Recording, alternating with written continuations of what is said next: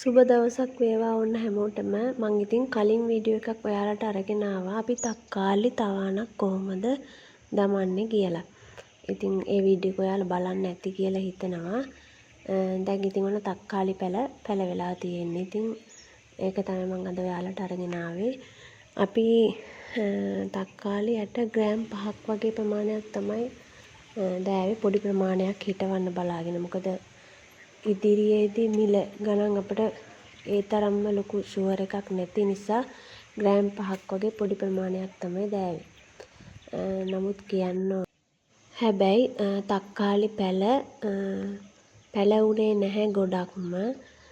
සමහරට බීජවල මොකක් හරි ප්‍රශ්නයක් වෙන්න ඇති කියලා හිතනවා. මීට කලිනුත් මෙහෙම දෙයක් අපිට වුණා.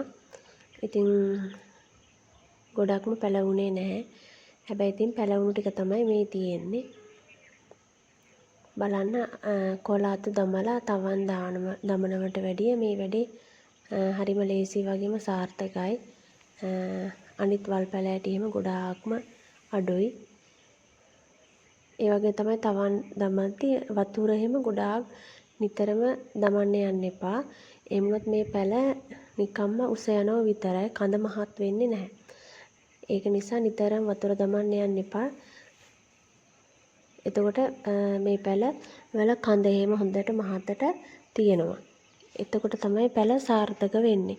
නැත්තම් අපිට උසට උසේ උස පැල හිටවුවන් පස්සේ ඒවා වැටෙන්න බලනවා. ඒක නිසා තමයි මෙහෙම කරන්නේ.